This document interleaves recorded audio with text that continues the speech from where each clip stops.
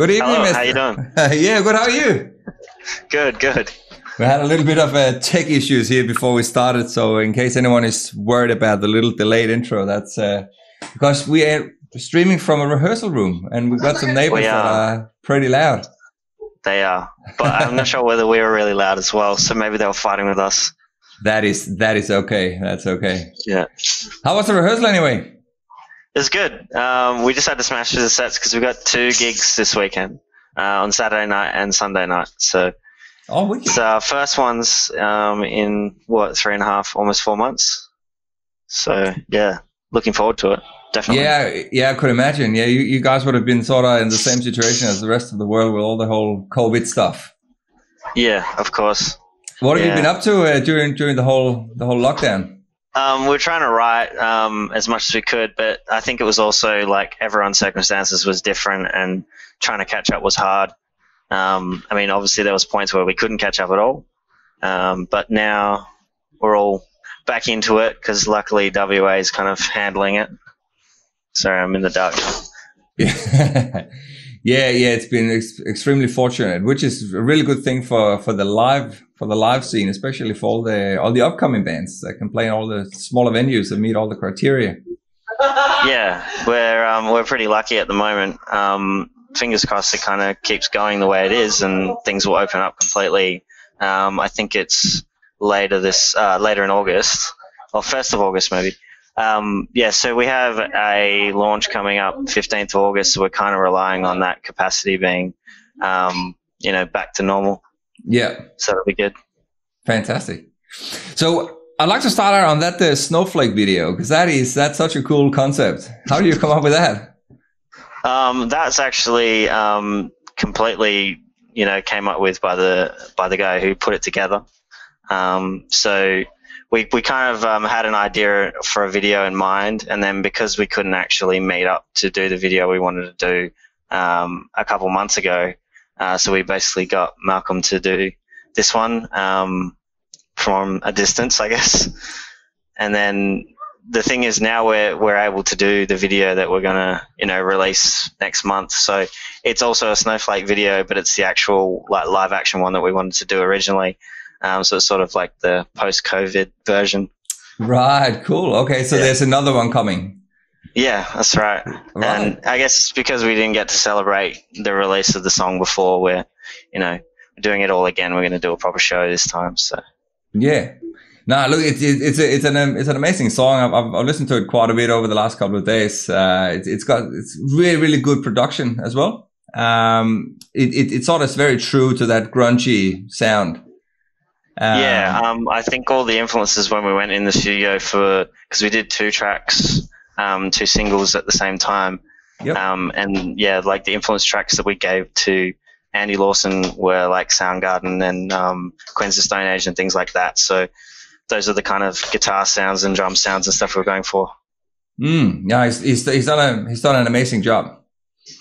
He has, I think he usually mixes up the genres that he works on, because obviously recording engineers have to kind of take all different types of music, but he's definitely done a great job with a heavier kind of sound that maybe he doesn't do on an everyday basis. Yeah, amazing. And you're saying, so you did 2 songs at the same time, so we did. So we have another one in our pockets waiting. Nice. So that's something else for us to put out this year, and we've got Snowflake up for a WAM award, which I think the WAM awards, the WA Music Awards, are next week on Wednesday, 29th.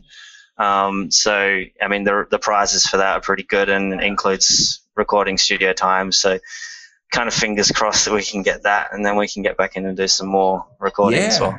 Absolutely. Yeah. I'm a bit curious to sort of hear a bit about like how you guys started, because sort of from what I could see, it's like it looks like you're sort of like you're fairly new constellation as you are now. So I mean it was a couple of years ago, the original kind of idea behind the band, and then the lineups changed at the start of last year, and that's when we really kind of kicked it off properly. Started playing a lot of shows, and started actually getting a lot of traction with the local scene. Yeah. And I think bringing out the song this year was sort of our let's do this properly now. So it was kind of poorly timed with whatever else was going on in the world, unfortunately. Yeah, and again, I was trying to find a bit more info on Filth Wizard, and I noticed there's another Filth Wizard somewhere. there's I think one in New Zealand, perhaps. I think they're like instrumental metal band, perhaps. I think I listened to it before. Yeah. Yeah. So how did you come up with that name? Because it's a pretty cool name. It was from Black Books. Our drummer Jess came up with that idea. So it's on one of the episodes. Maybe she can actually explain it better than me. Yeah, sure. Yeah, if you got it. No, I can't convince her to come over now. No worries. Dirty bully. What was that? Oh, she's just kind of quoting the episode, but right. Okay. Yeah. So what is a Filth Wizard? Just out of curiosity. I guess if we were like pertaining it to our like sound, it's sort of the mix of some kind of like dreamy psychedelic bits and maybe a bit of the like grunginess is the filthy part. If you're actually talking about a person. Did you have a actual a description of what a Filth Wizard is? No? It's a filthy mess of a human or a wizard. Yeah. Awesome. I suppose. Oh, she didn't have anything there. So in regards to the in regards to the songs, you obviously like you had this live concert that's available on YouTube as well. Is any of those songs, is that something you're gonna do for like a longer set, or like maybe an EP and on LP? Are you planning on just doing singles moving forward? Well, it's weird the way that like people release music nowadays. You sort of feed a couple releases of singles usually at the beginning. Quite rarely people just go on a big endeavor and spend all that time and money on an album initially. But I'd say that's definitely something we would love to do, is do an album if we can do that later down the track, and probably an EP. I'd imagine the songs that we've already done and the songs that we're going to do being on an EP as well. Yeah. And are you planning on going back to the same studio to sort of try and stick to the same sound? What's your plans there? I think we want to try somewhere else. Just, I mean, we liked definitely the sound that we did with Andy Lawson, but it's always good to try something new in either songwriting or in recording as well, and work with different producers. And I think we had an idea to go to Blackbird before as well. So Dave Parkin would be really good to work with. He's done a lot of great stuff. Mm-hmm. So in regards to that, when you are, because again, when I saw that sound, what's his sound check or whatever it was called, where he did that sound check, yeah. So it's a shame they're not doing them anymore, but yeah, that was great when we did that. I think that was early last year. Yeah. So was that actually a live stream or was it a real concert? It was filmed live, just an empty. Well, it is a music venue, but it was closed at the time, and we just had all the cameras in there with us playing the two songs, and then we got interviewed and did a little intro and stuff like that. But that was good for us because we didn't have anything online, and no one could listen to us, and that helped us get our initial gigs, I think, as this lineup, to have Habit and Bicycle already done. Yeah, Bicycle, sorry. Because the sound quality on those live recordings are pretty decent. They are, yeah. I'd love to do something like that again if we got the chance. Yeah, knowing that we're quite like a year and a half more practiced on those songs, especially. Yeah, well, again, they came out really good. Like I said, I've like Habit, which again we'll be playing at the end. Is it's really really cool track as well. Yeah. It does really well live as well. I think people really get into it on whether it's in the middle of the set or at the end. It's always been a bit of a crowd pleaser, so that's good. So how are you guys going about writing the songs? Is that a collaborative effort, or who sort of brings stuff to the table? Ben brings in majority of the idea already kind of fleshed out to chorus and verses and stuff like that, and then the rest of the band's kind of working around it, and then we're tossing up a couple of ideas here or there as well. But he would be the main songwriter that's bringing in a lot of the ideas. Yep. And then there'll be some riffs or some changes or bridges and stuff like that we'll all kind of collaborate on. So, yeah, I think it kind of, maybe you might say it comes in at like 60, 70%, and then we kind of work the rest of it together as a team. Sweet. Well, look, let us try and jump over to some of the more geeky side of things, because obviously we've all sort of been locked up for the last couple of months, and now the tab is off. So there's a lot of gigs coming up now.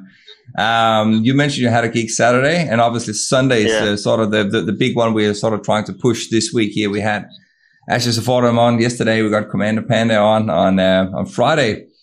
And so it's the whole Gig for Hope. That's pretty awesome that you got the whole gig lineup on this as well. Pretty much, yeah. I've got the Band of Misfits on the week after, and then I spoke to Dino himself on Monday. It's gonna be oh man, that was something else. But so what sort of expectations have you guys got for the night? For the Sunday gig, I guess we know we played at that venue before, and it always sounds amazing. Some of those bands we played with before, or we've seen them before. We know that like some of them are really, or actually all of them are really good. I haven't seen Harry Foxton play solo yet, so the rest of the bands are all really good quality.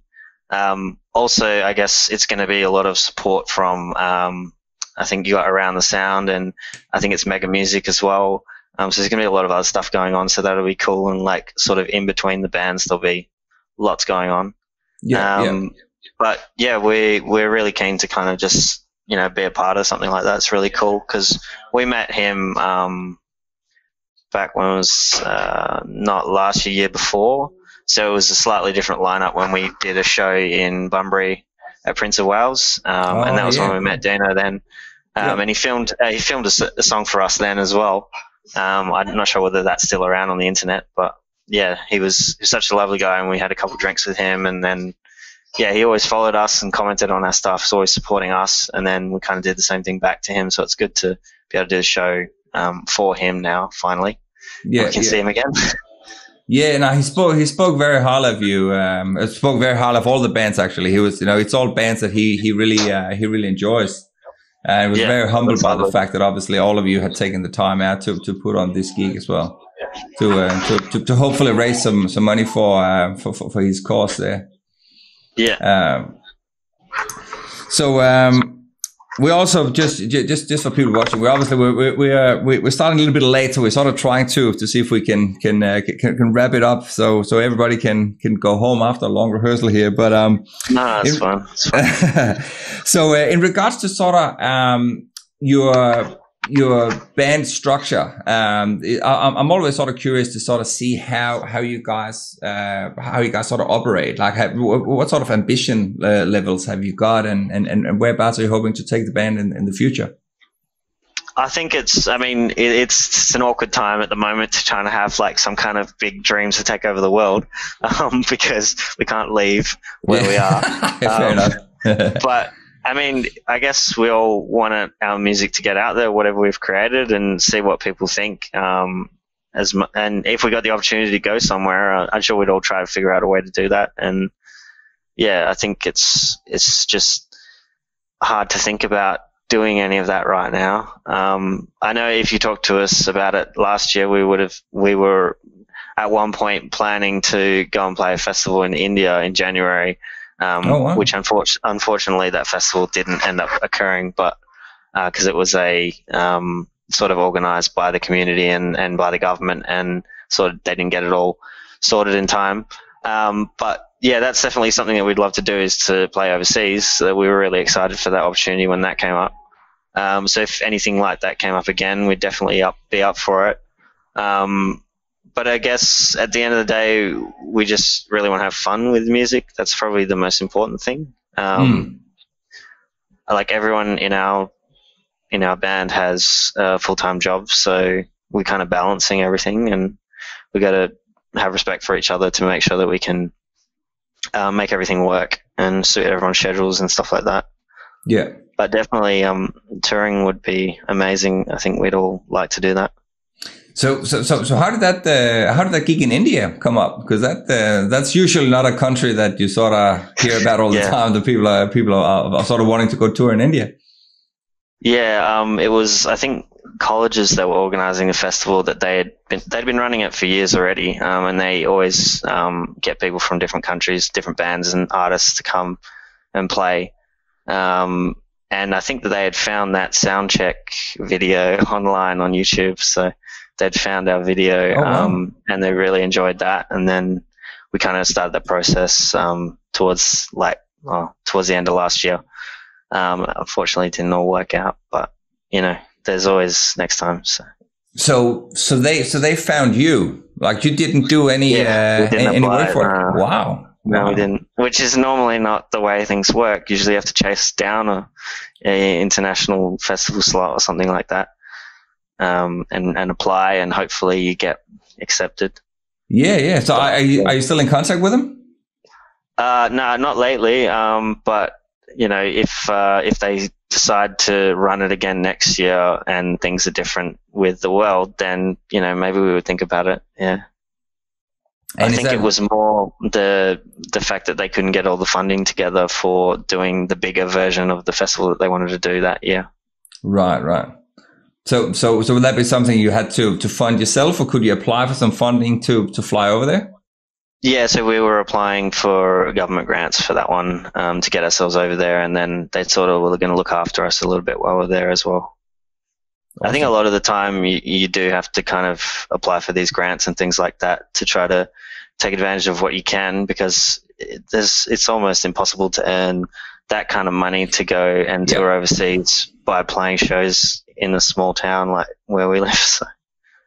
So what was sort of the capacity for the gig? Oh, they had already in the initial emails they'd already said it was 2,000 people that we're going to play to. So we were we're on board for that.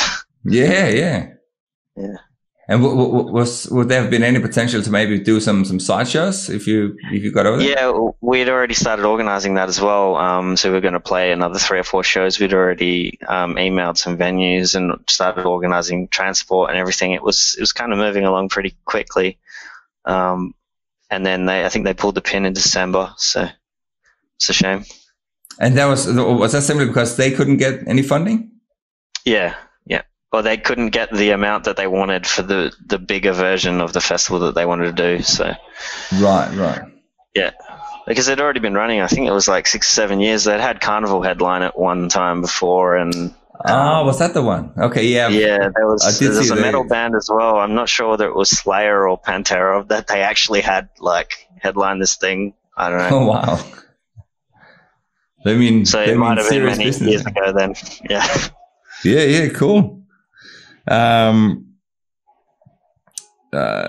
What else have we got? In regards to sort of social media and stuff, how are you guys going about sort of promoting yourself online? I think videos are always like the thing that works the best on social media and stuff like that, because we do all of it a little bit ourselves. Like, we don't have a manager or anything like that, which I think, a lot of the bands that we're playing with on Sunday are in a similar boat where it's self-managed, and you do a lot of the promotion and all that organising yourself. We definitely had a lot of kind of good fruition from the video for Snowflake when that came out, because it's sort of just having that visual aspect behind the song. So that's kind of the key I find with Facebook and Instagram and things like that, is having that visual, and then people hear a song and they can go and listen to the whole song on Spotify or iTunes after that. Yeah. But also just, I guess, constantly putting up updates and photos and keeping yourself busy. And if everyone can see that you're busy from the outside, it generally, spitballs and gives a reaction that, people start giving you gig offers and things like that. We even found, with the award, the WAM Music Awards, when that kind of got announced that we got nominated, we had the show that's coming up on Saturday, we had that offer come straight in that hour almost, which is to support Gyroscope. They're like a Perth kind of stalwart that's been around for ages, and I used to listen to them in high school, so it's pretty cool to play with them. Yeah, for sure. Looking forward to that. Absolutely. So how did you get nominated? I'm not familiar with how that works. Is there a panel that picks it out, or do you have to submit a song?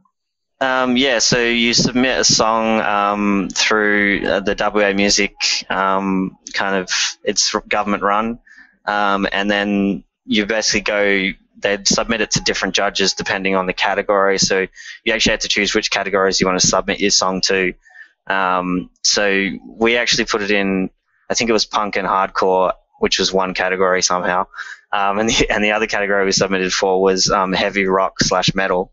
So we're in the heavy rock / metal category as one of the nominees. I think there's 6 artists that they pick for each category, and there's something like 7 or 8 categories. So I think the number was like 1,100 entries total. So to kind of get picked out of that 20 or so, or 25, it's a pretty nice feeling to kind of get the recognition when it's just our first song, like we're just kind of getting started with it. Yeah, for sure. So in regards to sort of winning the prize, I think you mentioned there was some recording, some studio time or something like that. So each of the categories has a different studio that they're giving recording time with. And then I think on top of that, there's a bit of prize money and things like that, depending on what the award is. So they kind of do these awards every year. And there's also the kind of best live band and a couple of other ones that are voted by the people rather than by judges. So those ones would be kind of like up for vote as well. So that'll be, yeah. So that's the fans, the fans who votes? Yeah, they'll vote towards some of the awards, like most popular live act and things like that, where it is obviously up to the fans to vote for stuff like that. I think that they've actually got like 1 or 2 judges per category for the awards, the ones that we're involved in at the moment. So like the heavy rock / metal categories, it's got one person from, I think it's Scenester, which is. Oh, no, it's not Scenester. It's Hammer Inc. Merchandise, which is like a local merchandise company that does T-shirts and caps and stuff like that. So they're one of the judges, and then there's the actual studio who's providing like recording time as a prize. So it'll be between those 2 who they pick out of the 6 in the heavy rock / metal category. I'm just curious to see how they got it. But did you say 1,100 entries? I'm assuming that's in total. That's across all categories. Is that right? Yeah, that's right. Yeah, not just in our category. No. So that would be some full-time work to. Well, that would also be a massive music scene, which would be great. But I mean, we're not as big as that in Perth. Yeah. But the whole music scene at the moment is quite phenomenal. Like there's so much quality out there. There is, yeah. I like to kind of go to different genre gigs as well to just try to check out like people that we wouldn't ever get to play with or anything, but just interesting music to kind of see live. And there's lots of venues that kind of like suit specific genres in Perth as well. So if you go to a certain venue like the Bird or something, you're probably not going to hear like a metal band. But I still like going there to kind of hear something different and check out different genres. So have you got a couple of favorite bands that you like to give a shout out to? I really like Mage. I like Fuzztoads. I like Giant Dwarf. I like everyone we're playing with on Sunday as well. We haven't had a chance to play with some of them before, just because sometimes it doesn't all line up. I also really like some of the like singer-songwriters as well that are going around, like Tanea Harper. She's really great. There's a couple of a little bit more like jazzy bands that I like watching as well. Because I'm playing in a couple of different bands, so that's sort of why I like to kind of mix it up a bit. Yeah, cool. So what sort of music do you play on the side? Or which other bands are you in? The Limbs is like a British kind of rock thing, a little bit more like Oasis and Blur. And then King Proteus is like a jazz fusion band, which is a little bit more strange. Oh, wow. So quite different to Filth Wizard. Yes. I find that it's actually better that they're different, because then I can like switch on a different role each time. Yeah. And I suppose you wouldn't sort of be competing against the same audience. Yeah, actually, yeah. The Limbs is up for the punk category, which so lucky I'm not versing myself in the Wham Awards this time. It's good. Yeah. Yeah, I mean, one of the things that does help me to kind of switch on between them is like playing a different guitar. And you kind of got to go into it with a different outlook immediately then. So that's, that seems to work pretty well. So it's a bit of a balancing act. Yeah, I was about to say, how do you sort of go about sort of just switching head around? I'm assuming there would be quite a different playing style as well.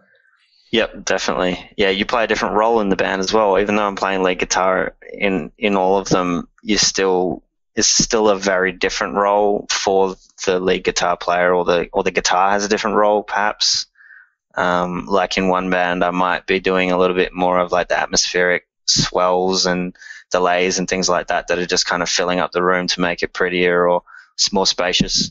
And then in Filth Wizard, I might be playing, guitar solos and riffs. And then in the jazz band, I might just doing like funk skanks on like chords or something. So it's, it cool. Definitely keeps it interesting, but it is a lot to manage. That's the only thing.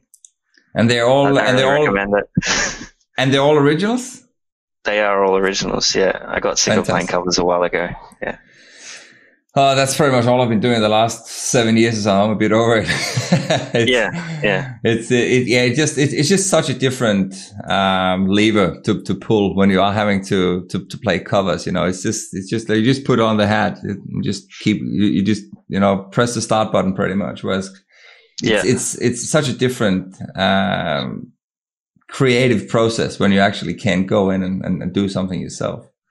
Well, also playing live, if you get the feedback from the audience and you actually wrote that thing, it's so much more rewarding than like everyone going totally nuts for like the new latest song. If you have 10 people going nuts for the thing that you wrote, then you already feel so much better about that. It makes it kind of a little bit more worth it. But how do you find time to play in 3 original bands? Because there must be a lot of rehearsing. I'm guessing. Yeah. There's usually 3 a week. Yeah. Wow. And then when there's gigs, it's even more going on, I guess. I mean, everyone seems to be pretty good with me. Like they're pretty flexible with how I can manage it. And sometimes I do get myself into a mess if I've said yes to too many things. And calendars are really important. Definitely use a calendar if you're in bands. That's the only way I have 3 calendars. Well, there's one for each band, and then I have my own personal calendar. And so I have to have them all on my phone so I can see, all right, next week there's this. I mean, when gigs were happening a lot last year, that was when I really had to be on the ball with it.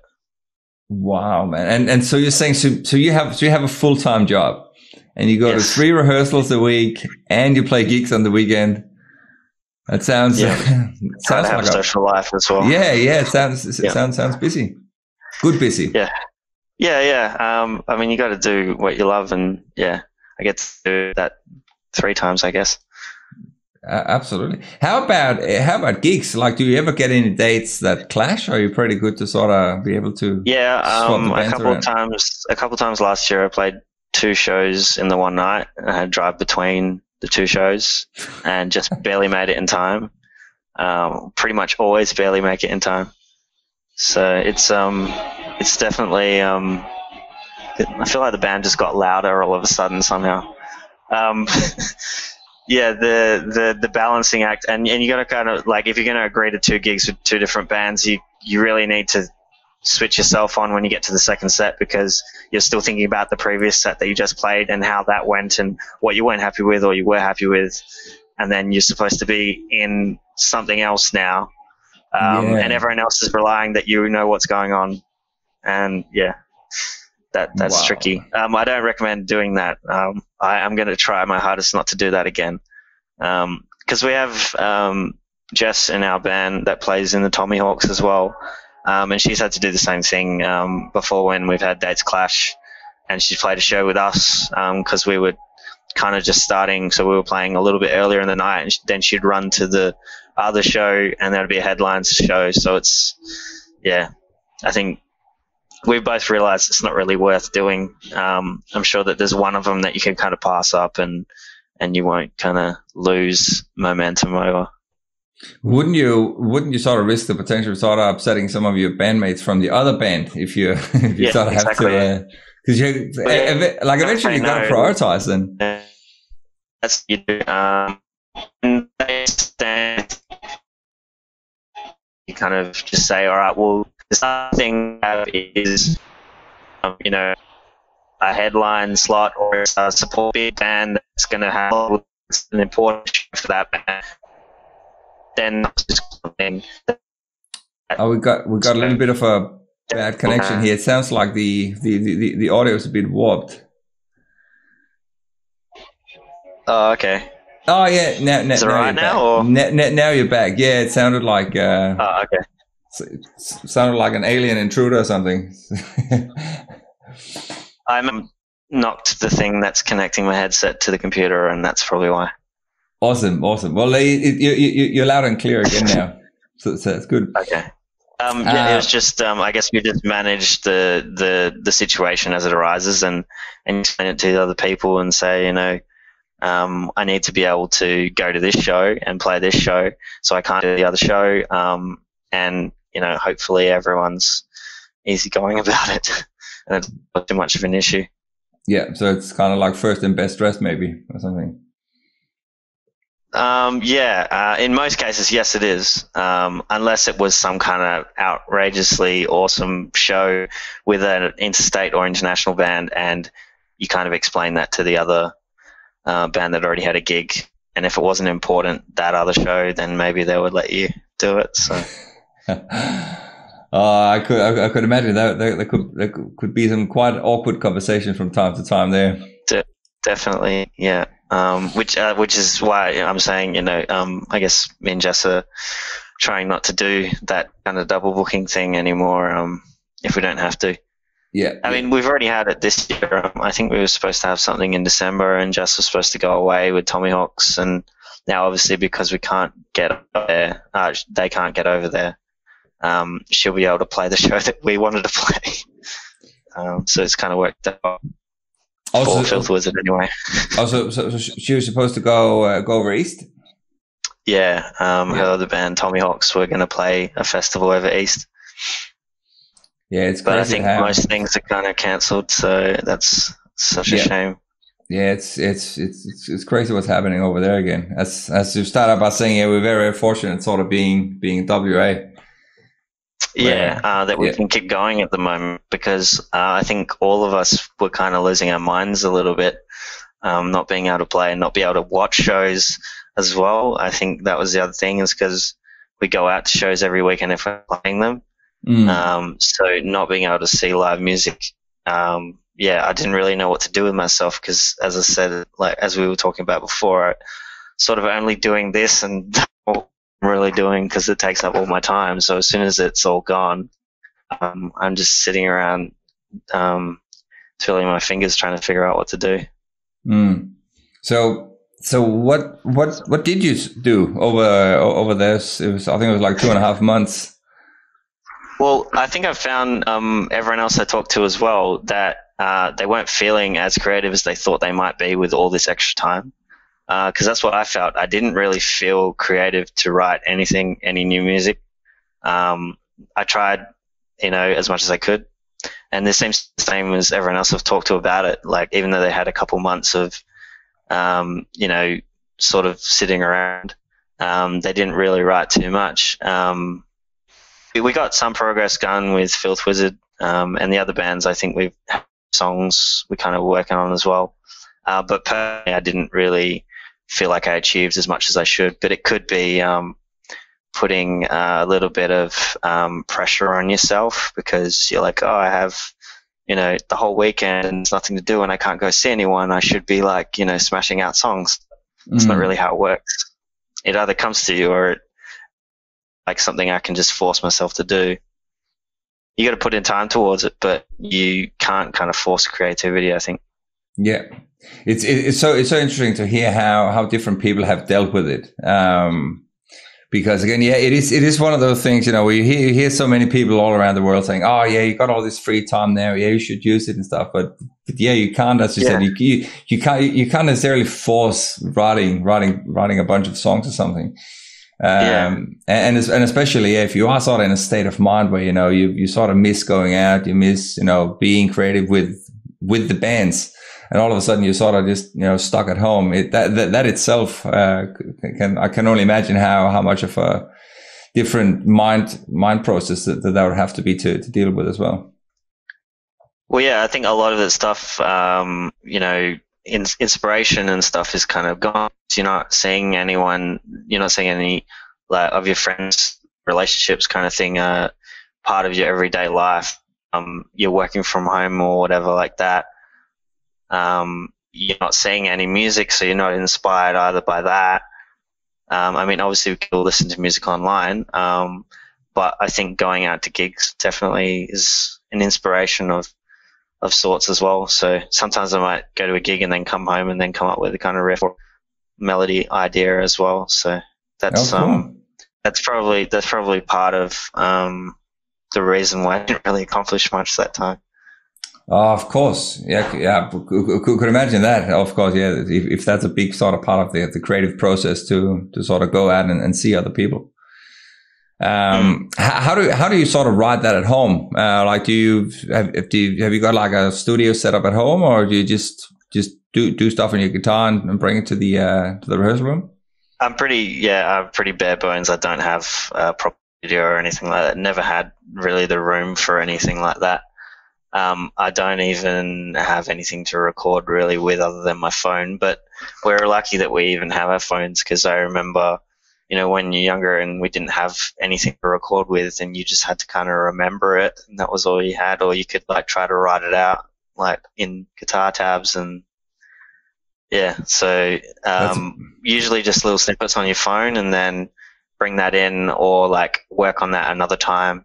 And then you might send it to the other band members. And like we usually are still using our phones to record stuff in the room. Like when we're in the rehearsal studio here, we're still using our phone, and then that's like our reference point for next time to come back and finish off that song or finalize a section. Or I'll come up with a bridge and then I send it to Ben, who's a singer, and then he decides, do this, do that, or it's all there and he just kind of comes up with his part for it. And yeah, I know that there'd definitely be other bands that are a little bit more tech savvy with all of it, and doing proper Pro Tools recording demos and stuff at home. But yeah, we haven't really had that kind of going on for us.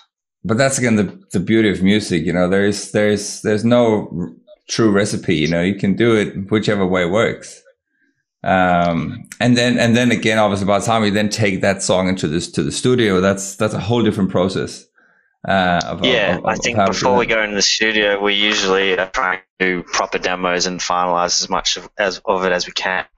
Obviously, sounds and things like that, very hard to kind of nail down until you get into the studio. But all the little bits and pieces and tightening little gaps and cutting out like the fat and things like that. So, do I need to play this part 4 times, or can I just play it twice? And it kind of gets us to the chorus quicker or something like that.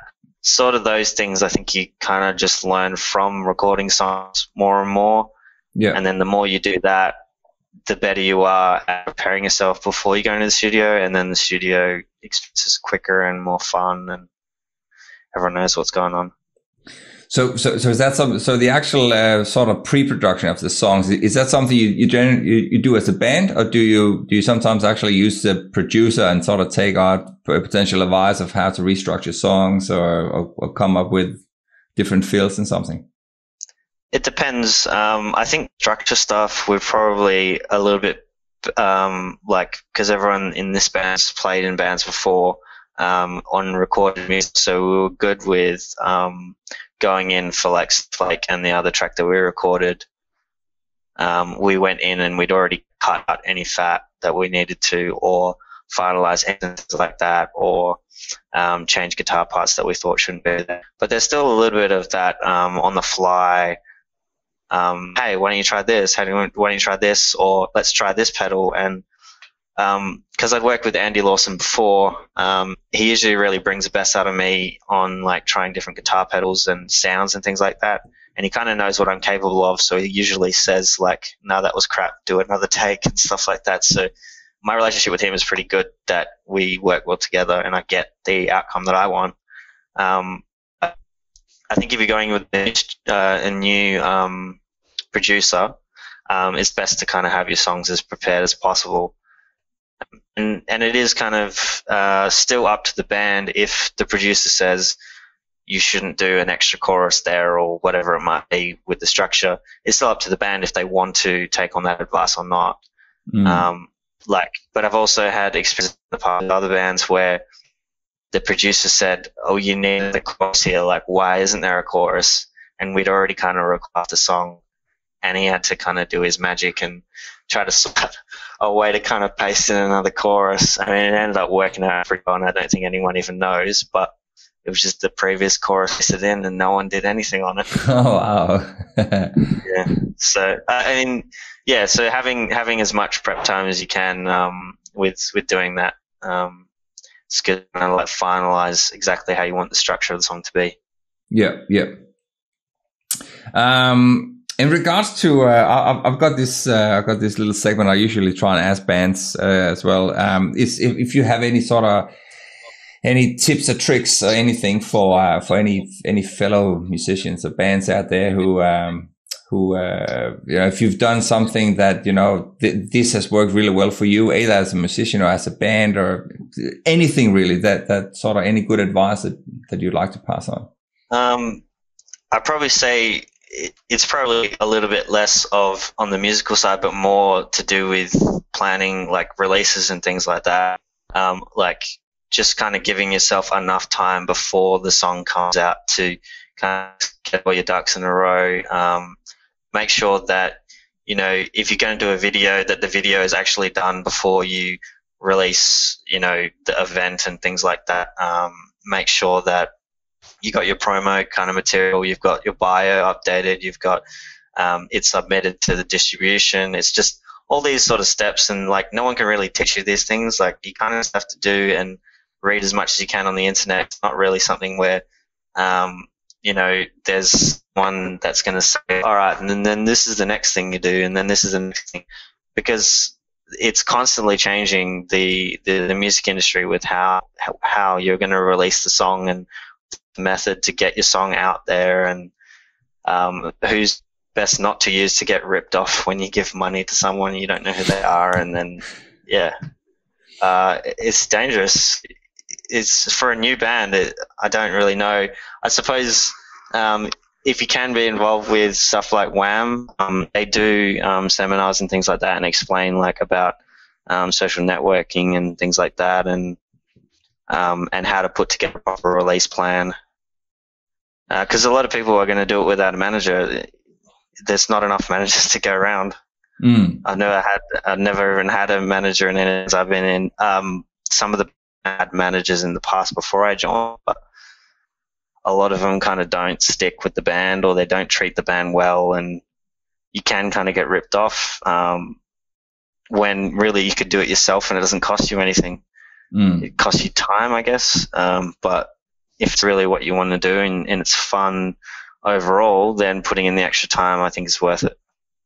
So how do you guys go about it? Is that delegated out to certain members in order to get all this stuff ready for the new releases? I think because I've had a lot of experience in the past in other bands doing a lot of that kind of release planning, with Filth Wizard, it's still been a little bit of a back and forth discussion, like quite a lot of discussion on how we should do it.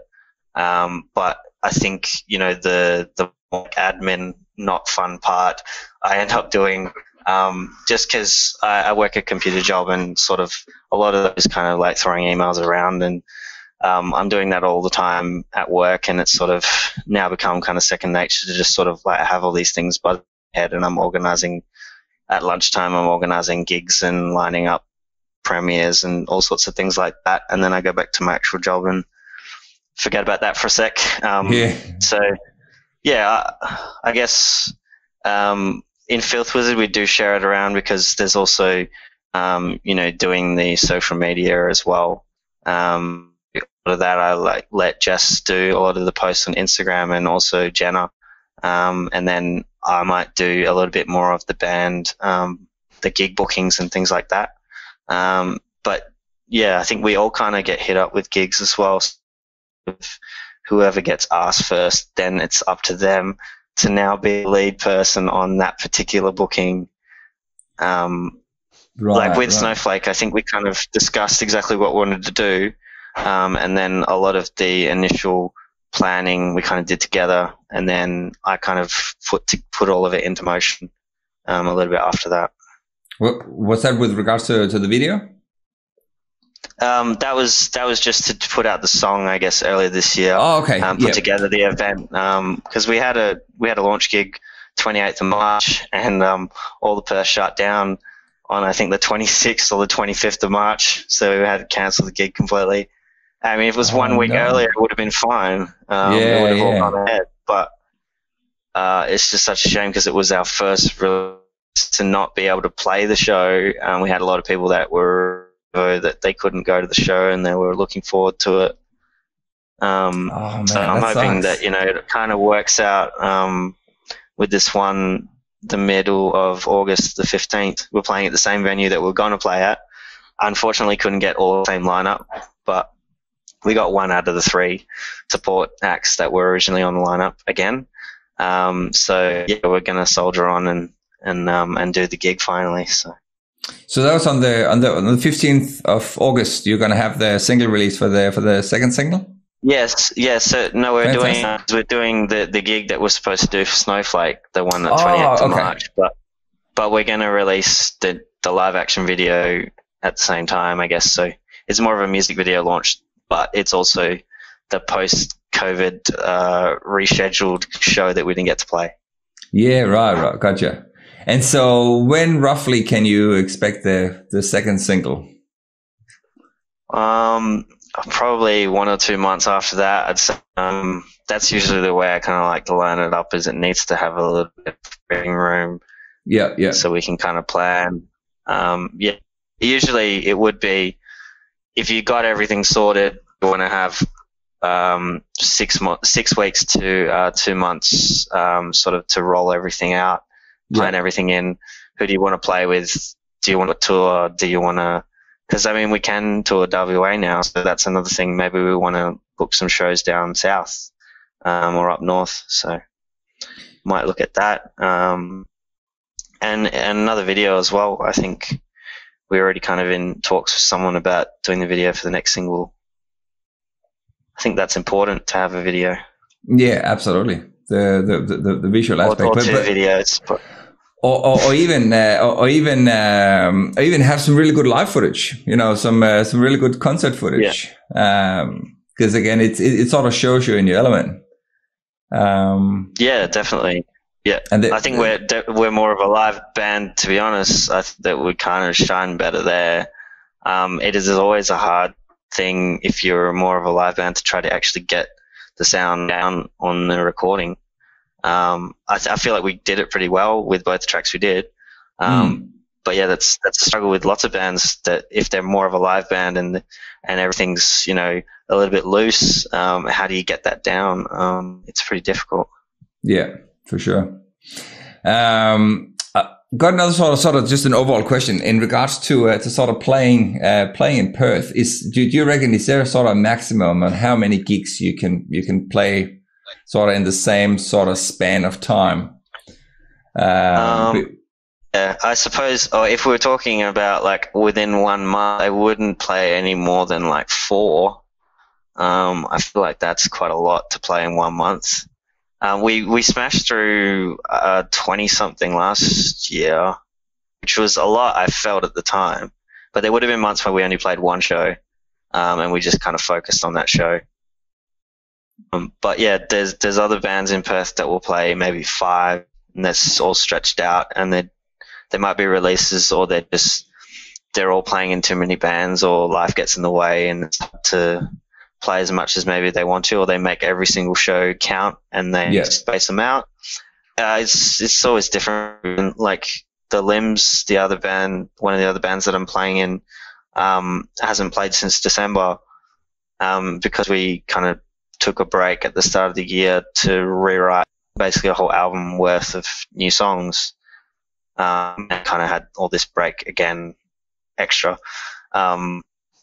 So yeah, I mean, it's kind of like depends on how you want to plan your goals. Like if you wanted to record a full album, you probably wouldn't want to actually do that.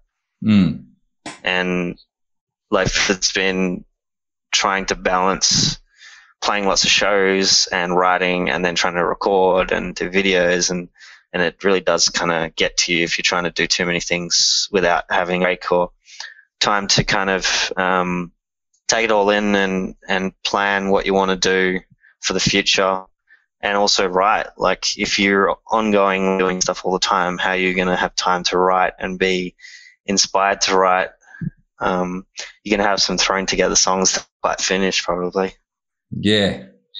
Well, I suppose again, if you do play in 3 bands at the same time, there'll be sort of a lot of throwing stuff around there and in between as well. Yeah, I usually throw things and hopefully they stick. But but are you the primary songwriter in any of the other bands? No, I prefer to work collaboratively with people. Okay. I think I had started writing stuff on the side, just for myself. But I think I prefer the team aspects. To be honest, that's just my personal taste. I'm like that with working as well. I like working in a group, and sort of maybe even like sort of sharing around the work and delegating work and things like that. I think that's just a better environment to, I don't know, have fun in and also work in. Yeah, it works in the band scenarios. Like I think you kind of get delegated. This is your role in this band. You focus on that thing, and then in a different team or a different project, which I guess that's what a band is, you might have a different role in that band. So sort of playing. I think that's more interesting. Yeah. Like one person might be horrible at writing bridges, and maybe I have to pick up the slack with that part and I help them out with writing the bridges. And then it might be the other way around. They don't know how to end songs, or could be anything like that. Awesome. But it is. I mean, I feel for people who are sole songwriters and they're taking it all on themselves, because that's a lot of burden, I guess. There is, I suppose, the benefit of if it goes well, then you did a really great job and you get to reap the rewards yourself, but you don't get to share that with anyone. So is that really that fun? I don't know. I'd rather have the wins with some other people, and not be all alone as a solo artist. I think you got your work cut out for you then. I think a lot of solo artists also have, the whole, is it good enough thing. Whereas, you know, if you're in a band, you can sort of support each other. You can take out the parts that you might be uncertain about. Whereas again, if you sort of have I want someone to tell me that what I did was shit. So, what was that? Sorry? If the part I want someone to tell me if what I wrote was shit or not. The amount of times when you write something and then someone says, "Nah, go and do it again." And there's songs that I've worked on before when I've written 10 parts for the guitar on it, and then we threw the song away. I mean, it's just those kind of things. You can't be too in love with everything, and you sort of just got to try everything. So I think the solo person doesn't have that, you know, throwing around and seeing what works and what sticks. And you don't have anyone telling you, "Oh, don't do that, do this because this will work better in this situation," or "This is why you should do this." You kind of just relying on yourself. It's a lot. But you also do that in all aspects. You do that in the whole, like as you mentioned before, in regards to what you can delegate within the band. So, you know, the marketing, the social media, the press kit, and all that stuff. Like, it's a lot of stuff for one person to sort of roll around with. Yeah. If you're a solo artist, it's pretty difficult to just if you have hired members maybe in your band. But even then, if you're just running it yourself, you're also the manager. You're also the record label. Basically, you're jack of all trades. Yeah, and personally, I'd just be stressed out if I was doing that. Yeah, for sure. Again, I'm very guilty of that. Again, you know, sort of having to I've written a few songs over the last 10 years, and I just can't finish any of them because again, it gets too overwhelming. And again, as you mentioned, again, you know, life gets in the way. You know, you have other commitments and family and work and all that. Yeah, exactly. So yeah, it becomes tricky. Yeah. We might jump over here and have a look at a couple of comments here before I let you go. It's 10 o'clock and you're still in the rehearsal room here. Yeah. So let's have a look here. Let me just find. We can see we've got we've got Dino to begin with, who's saying a big thank you to Filth Wizard for taking the time out to come and play on Sunday. Yeah, can't wait. Yeah, I know. He did say he was really looking forward to seeing you guys as well. Then we've got Ryan. Let me see if I can pronounce this correctly. Ryan Hunshuden, who's saying Hunshuden or something.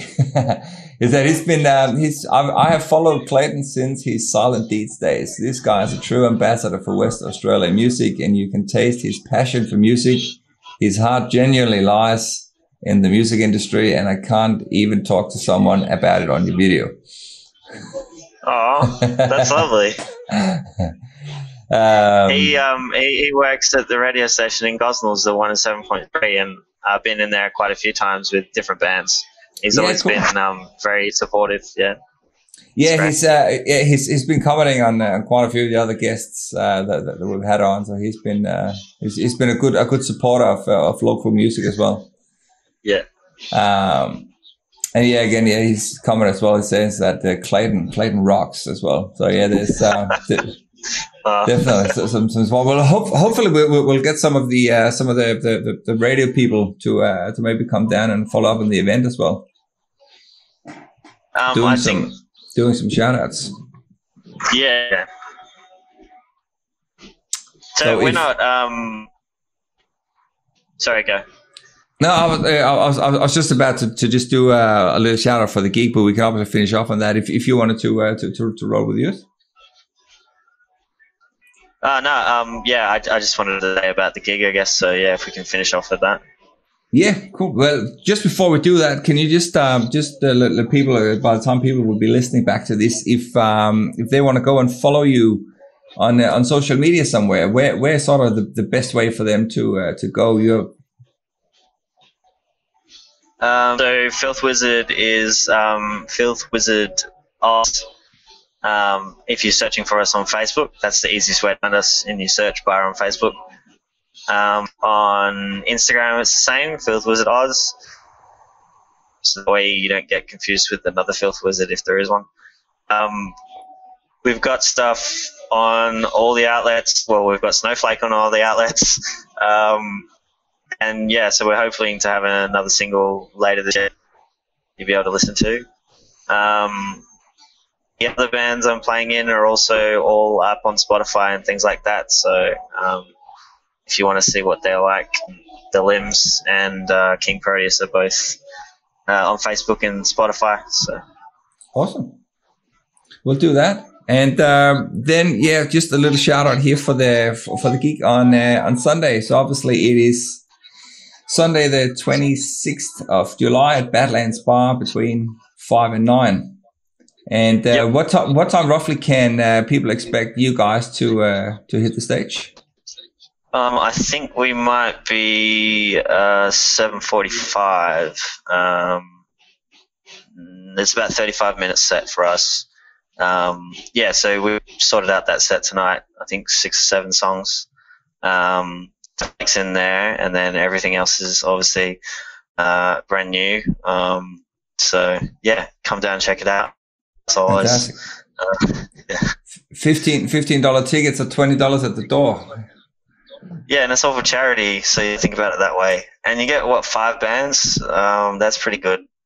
Oh, it's a bargain. That price. And again, you should all come out here after the whole sort of COVID stuff anyway. It's time to get out and check out some live music.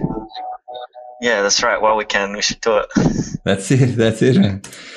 All right, Clayton, thank you so much for your time. I'll let you go, and thank you so much again for the headset. For everybody who wasn't aware, we tried to do a quick little sound check before, and you could hear the band next door was sort of blasting through, so that really helped out.